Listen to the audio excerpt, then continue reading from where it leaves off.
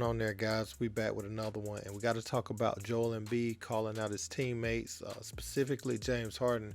And the reason I say James Harden is there was a point late in the game where, Embiid was getting a little fatigued, and he gave Harden the ball, and he was pointing to him like, you go do it. It's your time.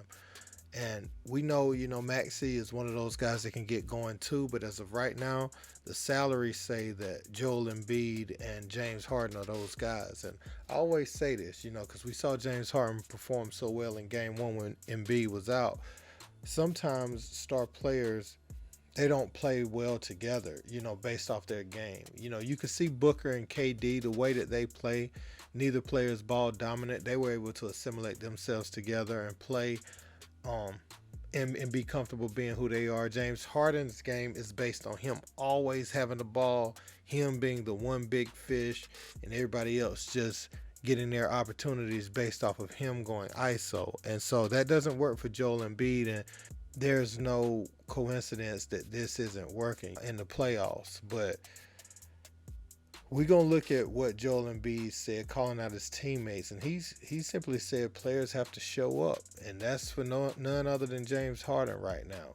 At this time of year, they brought him in with the hope that he would be that piece to get them over that hump for a championship. And when they're on the court together, it hasn't looked good for Harden. In fairness, like I said, he helped take game one. But we're going to also look back at, him calling out Ben Simmons. At this time of year, do adjustments from game to game really have an impact, or is it just players playing better from game to game? I think players have to show up. I gotta do my job.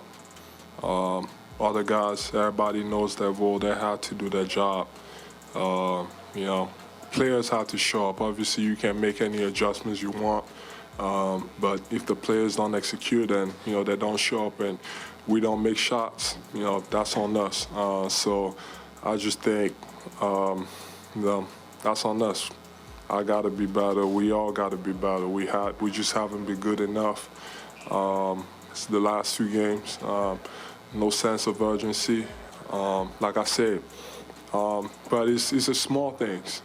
I think we've been fine guarding them in the half court. It's just those, loose ball situations, offensive rebounds, and then that knock down the three or the score off of it.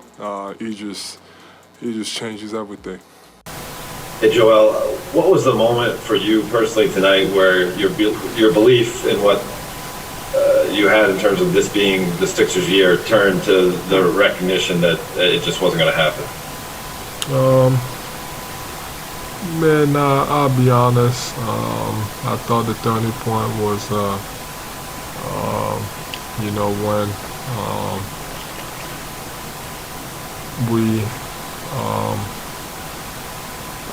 I don't know how to say it, but I thought the turning point was just, we had an open shot and, we made one free throw and we missed the other, and then they came down and scored, and we didn't get a good possession on the other end, and Trey came back and he made a three, and then from there, down four, and then he's on me, I turn the ball over, and try to, make something happen from the perimeter, but I thought that was a turning point.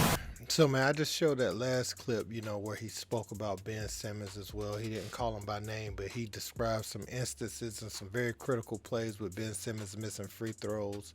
I think that was the game where he passed open he passed up the open layup by the rim on Trae Young, so he was really out of it mentally. And James Harden and Joel Embiid, this just isn't going to work. Harden just isn't the type of guard that can play off of someone.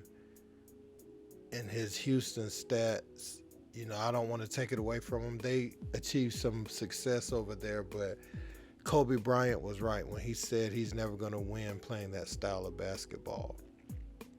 Because what can you do when we don't have the ball in your hand to score sometimes? And You know, James Harden's impact is very minimal when he's not making a play for someone else or trying to score. You know, defensively, he's a liability. We see people, I mean, he made some effort plays tonight, but we've seen people routinely get to the basket and finish.